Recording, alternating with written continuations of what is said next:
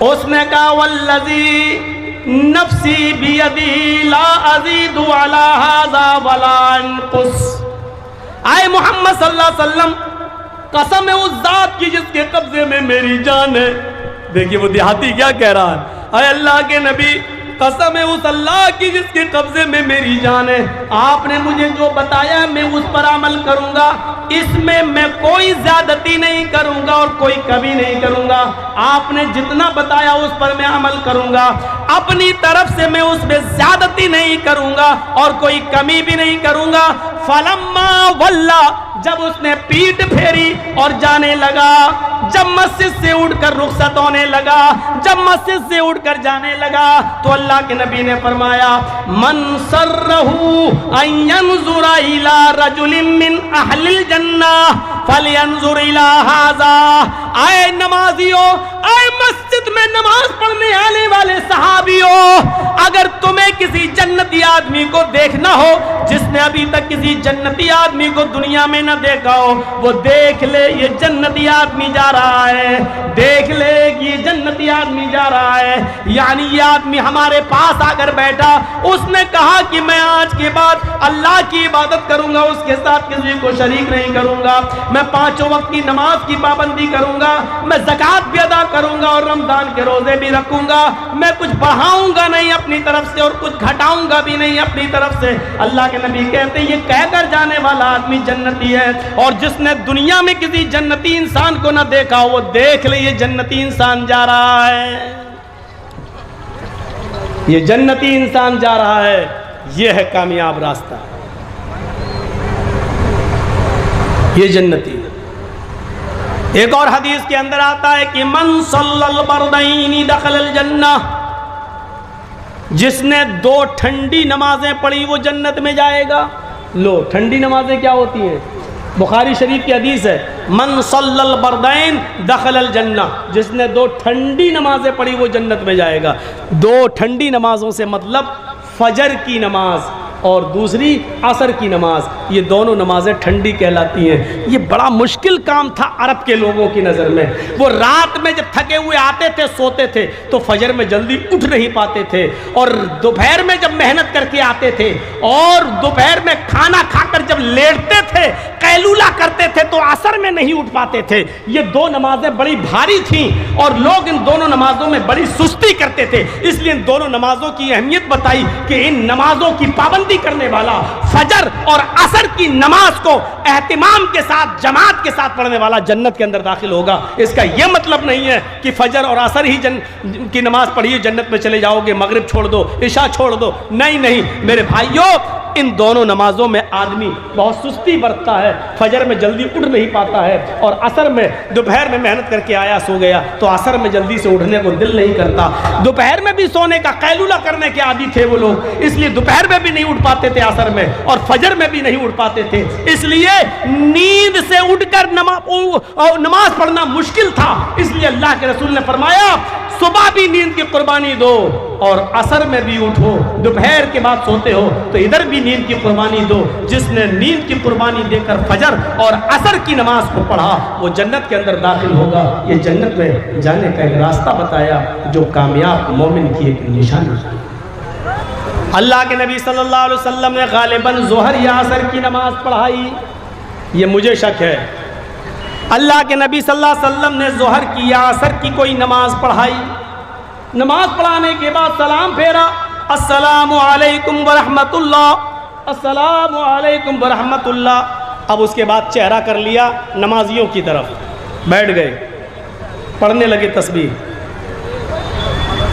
پڑھنے لگے. اللہ کے نبی صلی اللہ علیہ وسلم نے دیکھا ایک صحابی اٹھے، بھائی بہت سے لوگ نماز پڑھنے آتے تھے مسجد میں، ایک صحابی اٹھے اور وہ جانے لگے اپنے گھر کی طرف. جب وہ مسجد کے دروازے پر پہنچے، چپل اپل پہننے لگے، گھر کی طرف جانے لگے تو اللہ کے نبی نے تمام صحابہ کو مخاطب کر کے کہا من سرہ ان ینظر الی رجل من اہل الجنۃ فلینظر الی ھذا.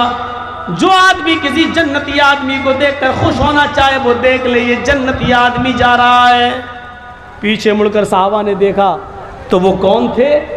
حضرت ابو سعید خدری رضی اللہ تعالیٰ عنہ.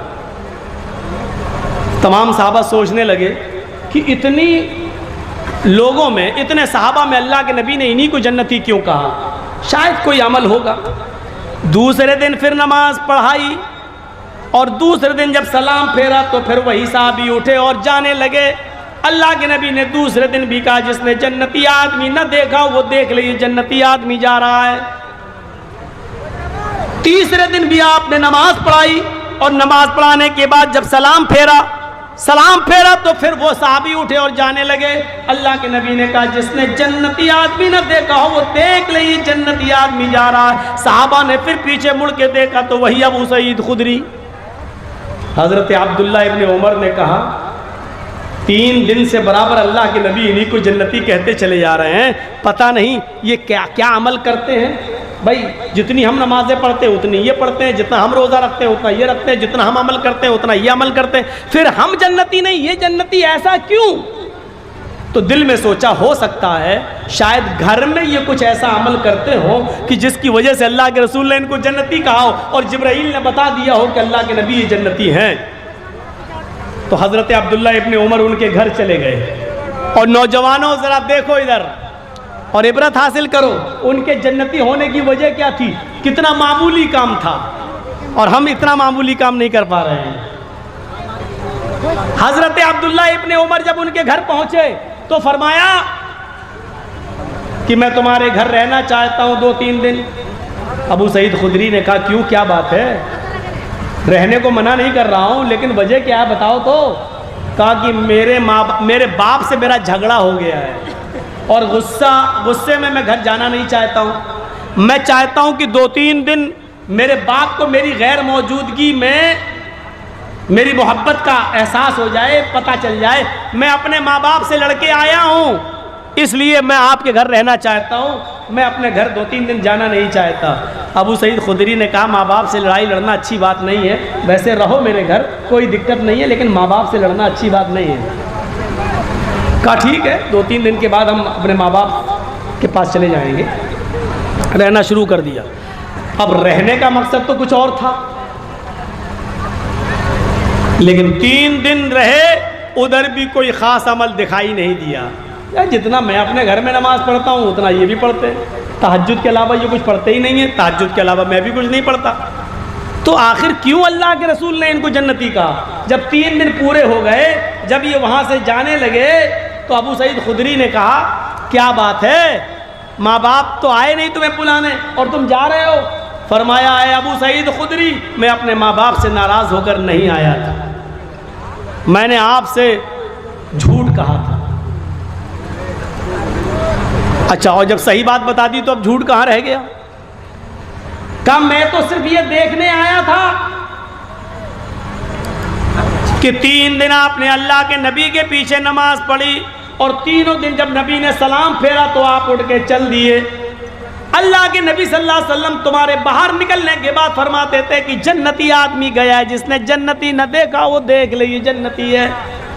میں نے دیکھا کہ تمہارا عمل ہم سے زیادہ نہیں ہے، شاید گھر میں کوئی عمل کرتے ہو، میں گھر میں تمہارا عمل دیکھنے کے لیے چلا آیا، اور بہانہ یہ کیا کہ میرے ماں باپ مجھ سے ناراض ہیں، لیکن دیکھ یہ رہا تھا کہ آپ گھر میں کیا کرتے ہیں۔ آپ کا گھر میں بھی کوئی عمل ایسا نہیں ہے جو مجھ سے زیادہ ہو، جتنا آپ اپنے گھر میں کرتے ہیں اتنا میں بھی اپنے گھر میں کرتا ہوں، لیکن وجہ سمجھ میں نہیں آ رہی ہے۔ اللہ کے نبی نے آپ کو جنتی کہا، لیکن ہم لوگوں کو جنتی کیوں نہیں کہا؟ ابو سعید خدری کہتے ہیں واللہ عالم، اللہ ہی بہتر جانتا ہے، مجھے نہیں معلوم کہ اللہ کے نبی نے مجھے جنتی کیوں کہا ہے۔ ہمارا عمل تمہارے عمل سے کوئی زیادہ نہیں ہے، جتنا تم کرتے ہو اتنا میں بھی کرتا ہوں، لیکن ہاں شاید ایک چیز ہو۔ اب سنو وہ چیز، رام گھاٹ، رانی پترا، پورنیا اور ادھر ادھر سے آنے والوں، اب سنو وہ چیز، شاید ایک چیز جو میں کرتا ہوں وہ اور لوگ نہ کرتے ہوں۔ کہا کیا؟ کہ اللہ کے نبی جیسے ہی نماز پڑھانے کے بعد سلام پھیرتے ہیں، میں اپنے گھر چلاتا ہوں، سنتیں اپنے گھر پہ پڑھتا ہوں، میں مسجد میں نہیں پڑھتا، اپنے گھر پہ پڑھتا ہوں۔ عبداللہ ابن عمر کہتے ہیں یہ بھی نہیں، کیونکہ سنتیں تو میں بھی اپنے گھر پہ پڑھتا ہوں، پھر کہا کہ ایک عمل اور ہو سکتا ہے. کہا کیا؟ کہا میں نماز پڑھنے کے بعد مسجد سے فوراً نکل آتا ہوں اور اپنے گھر آ جاتا ہوں. میں نہ تو مسجد میں فضول بیٹھتا ہوں نہ بازار میں بیٹھتا ہوں. میرے کانوں نے آج تک اپنے کسی مسلمان بھائی کی غیبت نہیں سنی اور میری زبان نے بھی آج تک کسی مسلمان بھائی کی غیبت نہیں کی. نہ میں کسی کی برائی اپنی زبان سے کرتا ہوں نہ کسی کی غیبت اور برائی کو اپنے کانوں سے سنتا ہوں. عبداللہ ابن عمر کہتے ہیں بس اے ابو سعید خدری شاید یہی عمل ہے تمہارا کہ تم کسی کی غیبت نہیں کرتے, کسی کی برائی نہیں کرتے اور تم کسی کی برائی نہیں سنتے, شاید یہی عمل ہوگا. پھر یہ مسجد میں آئے اللہ کے نبی کے پاس اور کہا اللہ کے رسول ہم نے ابو سعید خدری کے گھر میں بھی دیکھا, ہمارا عمل ان کا نہ تو باہر ہم سے زیادہ ہے اور ان کا عمل ہمارے عمل سے نہ تو گھر میں زیادہ ہے نہ مسجد میں زیادہ ہے. پھر کیا وجہ ہے, کیا آپ نے ان کو جنتی کہا ہے؟ انہوں نے مجھے یہ وجہ بتائی ہے. اللہ کے نبی کہتے ہیں ہاں اے میرے صحابیوں, ابو سعید خدری کے اندر یہی خوبی ہے کہ وہ نماز پڑھنے کے بعد پھر فضول نہ تو مسجد میں بیٹھتے نہ بازار میں نہ چوراہے پر, وہ کسی کی غیبت نہیں کرتے, کسی کی برائی نہیں کرتے اور وہ کسی کی برائی بھی نہیں سنتے, کسی کی غیبت بھی نہیں سنتے. یہی وہ عمل ہے جس نے ابو سعید خدری کو جنتی بنا دیا ہے. مسلمانوں جنت ہمیں بیٹھے بٹھائے مل سکتی ہے بشرط یہ کہ ہم اپنے مسلمان بھائیوں کی برائی اپنے منہ سے کرنا چھوڑ دیں اور اپنے مسلمان بھائیوں کی جہاں برائی ہو رہی ہے اس کو اپنے کانوں سے سننا چھوڑ دیں. جب کسی کی برائی ہو تو اٹھ کے چلے جائیں. سلیمان ابن یسار بہت بڑے تابعی گزرے ہیں, سلیمان ابن یسار بہت بڑے تابعی گزرے ہیں. ان کی برائی کسی نے حاکم وقت خلیفہ وقت سے کر دی اور کہا خلیفہ وقت سے کہ سلیمان تمہیں بہت برا بھلا کہتا ہے. خلیفہ کو غصہ آ گیا اور سلیمان ابن یسار کو بلایا, ادھر آؤ. جی کیا بات ہے؟ سنا ہے میں نے کہ تم پیٹھ کے پیچھے میری برائی کرتے ہو, تم لوگوں کے سامنے میری نفرت پھیلاتے ہو, تم غیبت کرتے ہو میری. سلیمان ابن یسار کہتے ہیں کہ آپ کو جس نے بھی بتایا ہے غلط بتایا ہے, جس نے بھی خبر دی وہ غلط خبر دی. جو چیز بتانا چاہتا ہوں وہ سنیے. سلیمان ابن یسار تابعی ہیں اور بادشاہ وقت سے کیا کہہ رہے ہیں, خلیفہ سے کیا کہہ رہے ہیں, آپ کو جس نے بھی خبر دی غلط, چاپلوس ہے وہ آپ کا, آپ کی نظروں میں محبوب بننا چاہتا ہے, آپ کی نظروں میں اچھا بننا چاہتا ہے, اس لیے اس نے میری برائی آپ سے کی ہے. بادشاہ کیا کہتا ہے؟ خلیفہ کیا کہتا ہے؟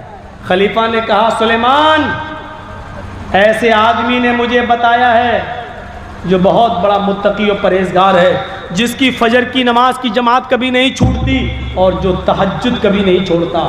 تہجد گزار آدمی فجر کی نماز میں وقت سے پہلے پہنچتا ہے. برسیں گزر گئیں, کئی سالیں گزر گئیں, اس کی فجر کی نماز کی تکبیر اولا پہلی تکبیر بھی نہیں چھوٹی ہے. اتنے متقی و پرہیزگار آدمی نے مجھے بتایا ہے کہ تم میری برائی کرتے ہو لوگوں سے. سلیمان ابن یسار مسکراتے ہیں اور جانے لگتے ہیں. خلیفہ نے کہا بغیر جواب دیے ہوئے تم نہیں جا سکتے ہو. آئے سلیمان, بہت بڑے متقی و پرہیزگار آدمی نے مجھے بتایا ہے, تہجد گزار اور فجر کی نماز کو پابندی سے پڑھنے والے آدمی نے مجھے بتایا ہے, متقی آدمی نے بتایا ہے کہ تم میری برائی کرتے ہو. میں نے آج تک اس کو جھوٹ بولتے ہوئے نہیں دیکھا, بڑا متقی آدمی ہے وہ, ہم اس کا نام نہیں لینا چاہتے ہیں, لیکن جس نے بھی تمہارے بارے میں مجھے خبر دی ہے وہ بہت نیک ہے, بہت متقی ہے. سلیمان ابن یسار دوبارہ مسکراتے ہیں اور کہتے ہیں خلیفہ وقت, آئے خلیفۃ المومنین, آپ کی نظر میں اگر کوئی متقی ہے تو بنا رہے, لیکن میری نظر میں وہ متقی نہیں ہو سکتا ہے. میں نے جناب محمد رسول اللہ صلی اللہ علیہ وسلم کو یہ فرماتے ہوئے سنا ہے, پیٹھ کے پیچھے برائی کرنے والا کبھی متقی نہیں ہو سکتا ہے, کبھی پرہیزگار نہیں ہو سکتا ہے. جس نے میرے پیٹھ کے پیچھے میری برائی آپ سے کی اور کہا کہ میں تمہیں برا بھلا کہتا ہوں, وہ متقی کیسے ہو سکتا ہے؟ میں نے اللہ کے نبی صلی اللہ علیہ وسلم کی زبان سے سنا ہے, چغل خور کبھی متقی نہیں ہو سکتا ہے، پرہیزگار کبھی چغل خور غیبت کرنے والا، چغل خور کبھی جنت کے اندر داخل نہیں ہوگا. لا يدخل الجنت قطات، چغلی کرنے والا، پیٹھ کے پیچھے برائی کرنے والا کبھی جنت میں داخل نہیں ہوگا.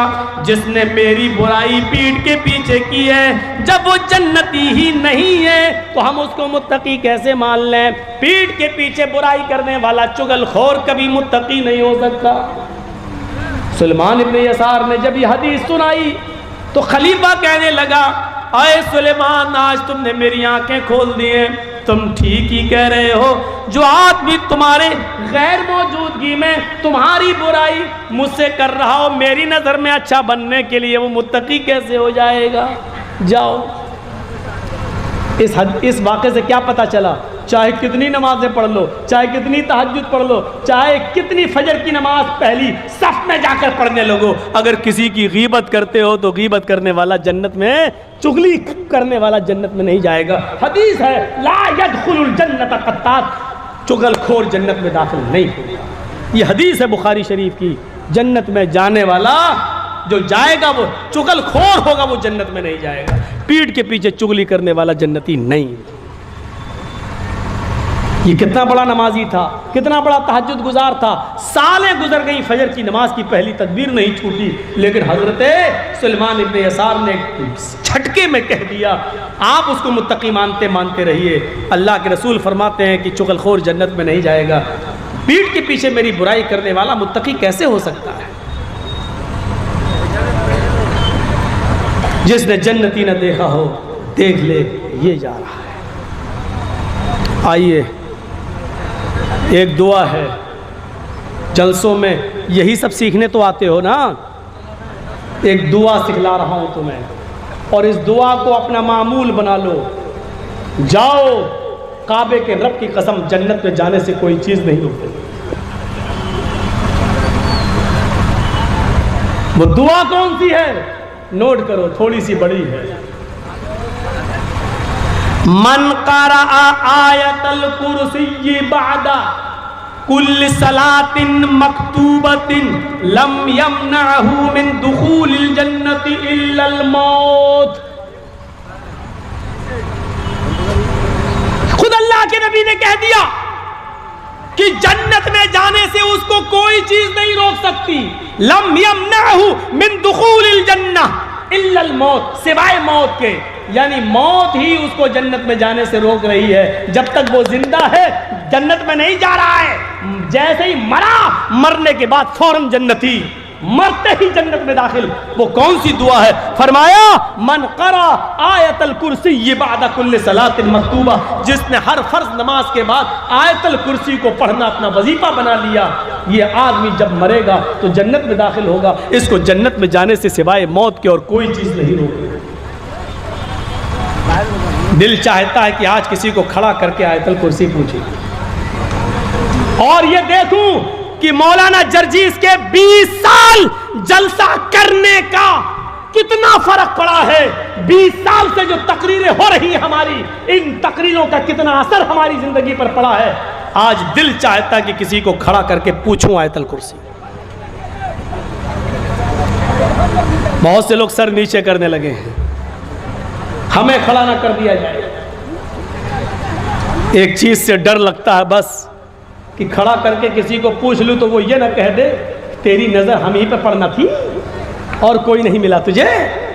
بھرے مجمع میں مجھے کو انسلٹ کرنا تھا، میری بے عزتی کرانا تھی.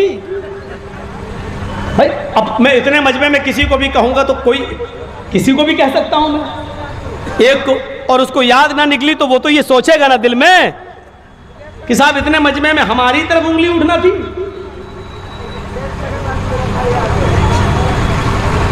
اس لیے ڈرتا ہوں کہ بیچارہ یہ نہ کہہ دے اور کل فون پہ گالی نہ دینے لگے، تو نے ہماری انسلٹ کر دی سب کے سامنے، کتنا بڑا مولوی ہے تو.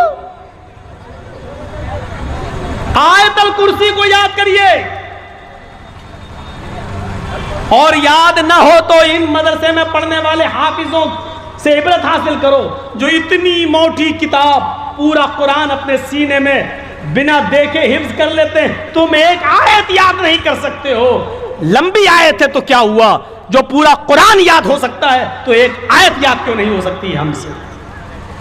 من قرأ آیت الکرسی بعد کل صلاۃ مکتوبہ, جس نے فرض نماز کے بعد آیت الکرسی پڑھنا شروع کیا. اب آیت الکرسی پڑھنے سے ہی جنت تھوڑی مل جائے گی. آیت الکرسی کو شرط کے ساتھ بیان کیا, فرض نماز کے بعد جس نے پڑھنا اپنا وظیفہ بنایا.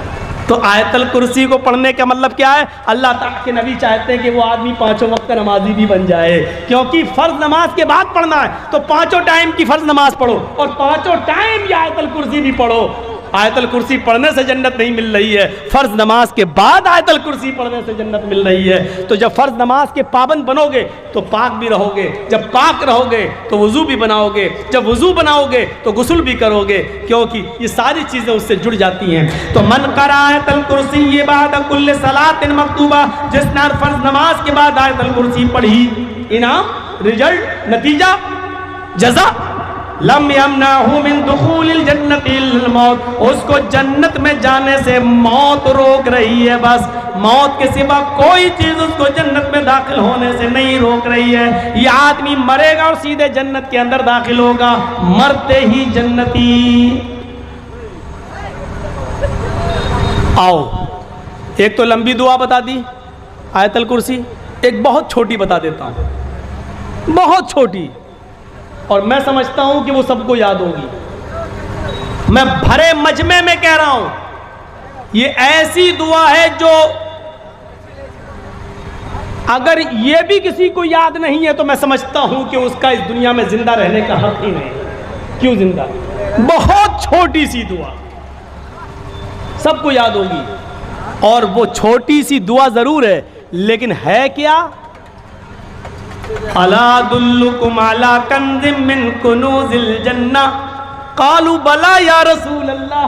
اللہ کے نبی کہتے ہیں, اے میرے صحابیوں, کیا میں تمہیں جنت کے خزانوں میں سے خزانہ نہ دے دوں, جنت کی پراپرٹی میں سے ایک پراپرٹی نہ دے دوں, جنت کے خزانوں میں سے ایک بڑا خزانہ نہ دے دوں.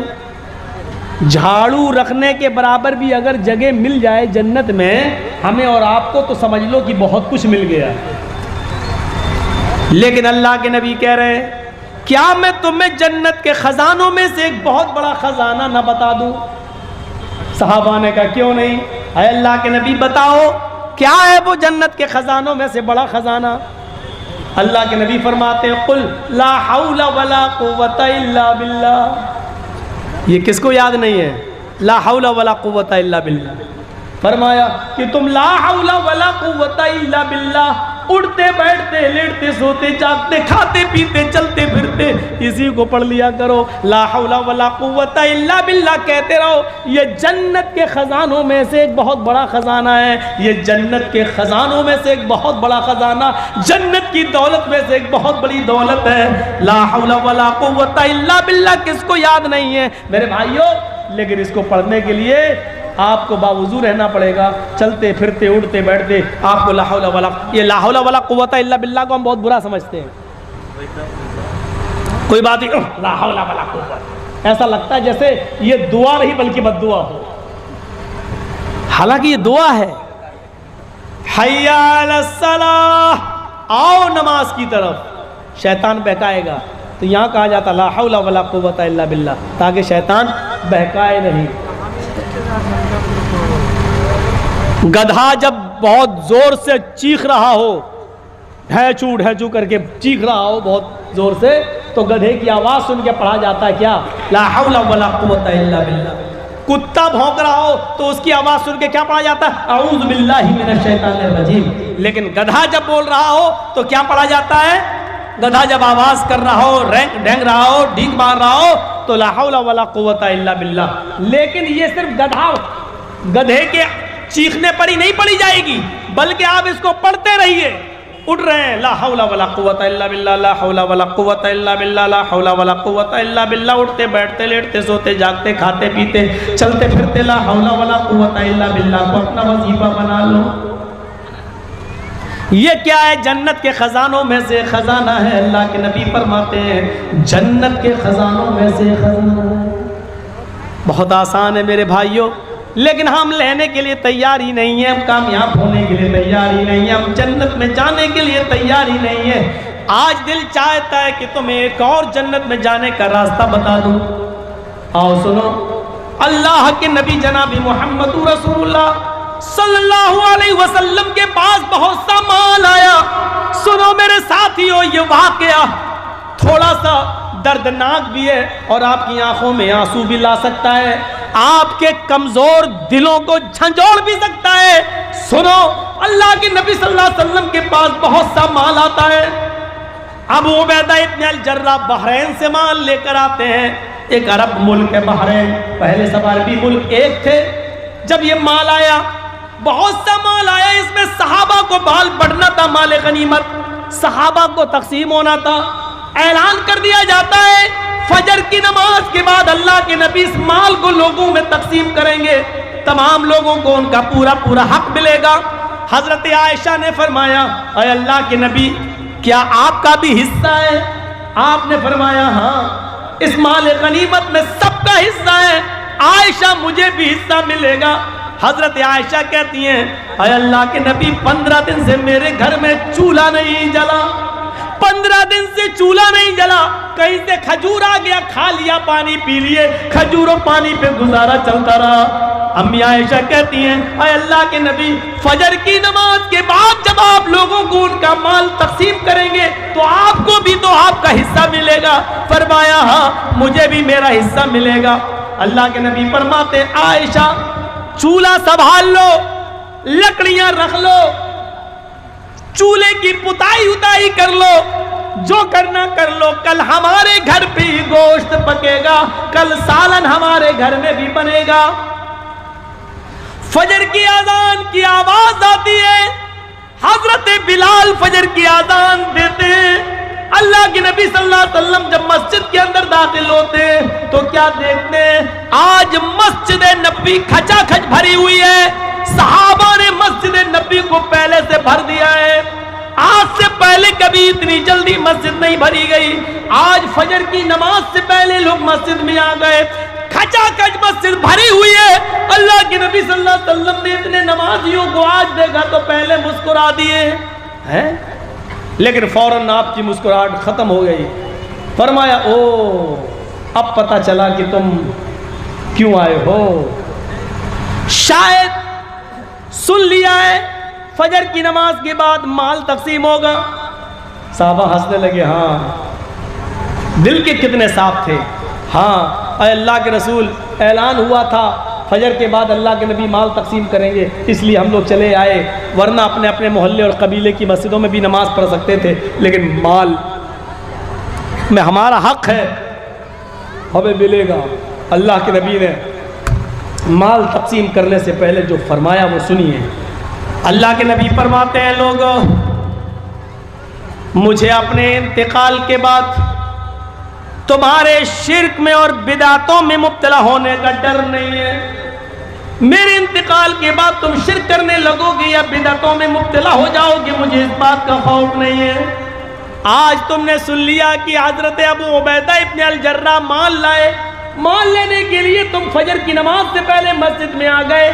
آج ہم نے مال کی محبت تمہارے اندر دیکھی ہے، اب مجھے ڈر لگتا ہے میرے انتقال کے بعد یہ مال کی محبت تمہیں کہیں دین سے دور نہ کر دے، اسلام سے دور نہ کر دے، دین سے بیزار نہ کر دے، دین سے تمہیں کوسوں دور نہ کر دے، یہ مال کی محبت تمہیں دین سے دور نہ کر دے۔ خوش رہو، خوش ہو، خوش ہونا چاہیے، یقیناً تمہیں تمہارا حصہ ملے گا، لیکن آج مال کی محبت تمہیں کھینچ کے لے آئی ہے۔ مجھے ڈر ہے کہ میرے انتقال کے بعد آنے والے زمانے میں، بعد میں آنے والے لوگ کہیں مال کی محبت میں اپنا اسلام نہ خرچ کر دیں، اپنا اسلام ختم نہ کر دیں، اپنا دین نہ بھول جائیں، بعد میں آنے والے لوگ کہیں مال کی محبت میں دین سے دور نہ ہو جائیں۔ اس کا جیتا جاتا نقشہ آج دیکھا جاتا ہے، دیکھ لیجئے، لوگ دین سے اتنے دور ہو چکے ہیں، اتنے دور، اور مال و دولت کی محبت میں اتنے غرقاب ہو چکے ہیں کہ اللہ کے نبی نے فرمایا قیامت اس وقت تک نہیں آئے گی جب تک تم اپنی آنکھوں سے یہ زمانہ نہ دیکھ لو۔ کون سا؟ قیامت اس وقت تک نہیں آئے گی جب تک تم اپنی آنکھوں سے یہ زمانہ نہ دیکھ لو. کون سا؟ یصبح الرجل مومنا ویمسی کافرا ویمسی مومنا ویصبح کافرا یبیع دینہ بعرض من الدنیا. تم دیکھو گے ایک انسان کو کہ وہ صبح فجر کی نماز جماعت کے ساتھ پڑھے گا, کلمہ پڑھے گا, دعا پڑھ کے اٹھے گا, فجر کی نماز کے بعد قرآن کی تلاوت کرے گا, تسبیح پڑھے گا, اللہ اکبر, لا الہ الا اللہ, سبحان اللہ, سب کچھ پڑھے گا. صبح اٹھے گا تو وہ مومن ہوگا. یمسی کافرن, سورج ڈوبنے سے پہلے پہلے وہ کافر ہو جائے گا. سورج غروب ہونے سے پہلے پہلے وہ کافر ہو جائے گا. شام کو ایک آدمی کو تم دیکھو گے کہ وہ حالت ایمان میں وہ رات گزارے گا, مغرب پڑھے گا, عشاء پڑھے گا, آیت الکرسی پڑھے گا, تسبیح و تحلیل پڑھ کر بستر پہ سوئے گا, حالت ایمان میں وہ سوئے گا. یصبح کافرن, لیکن فجر کی بعد وہ کافر ہو جائے گا. صبح اٹھتے اٹھتے اس کی صبح حالت کفر میں ہوگی. یبیع دینہ بعرض من الدنیا, وہ دنیا کے چند سکوں میں اپنے دین کو بیچ دے گا, وہ دنیا کے چند ٹکوں میں اپنا ایمان بیچ دے گا. دیکھ لو آج الیکشن لڑنے والوں کو وہ مندروں میں جا کر مسلمان ہونے کے باوجود وہ مندروں میں جا کے ٹیکا بھی لگوا رہے ہیں, مندر میں گھس کر مسلمان ہونے کے باوجود مورتیوں پر ہار بھی چڑھا رہے ہیں. غیر مسلموں کا ووٹ لینے کے لیے یہ سارے ہتھ کنڈے وہ اپنا رہے ہیں. یصبح الرجل مومنا ویمسی کافرا, صبح مومن ہوگا لیکن شام ہوتے ہوتے وہ کافر ہو جائے گا. شام کو مومن ہوگا, صبح ہوتے ہوتے وہ کافر ہو جائے گا. یبیع دینہ بعرض من الدنیا, وہ دنیا کے چند سکوں میں اپنے دین کو بیچ دے گا.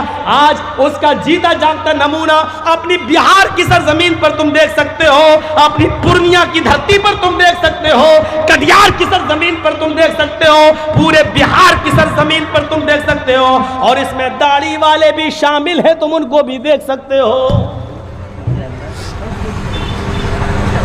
اللہ کے رسول نے اسی طرف اشارہ کیا تھا, آنے والے زمانے میں مجھے ڈر ہے کہ کہیں دین کی محبت, مال و دولت کی محبت تمہیں دین سے دور نہ کر دے.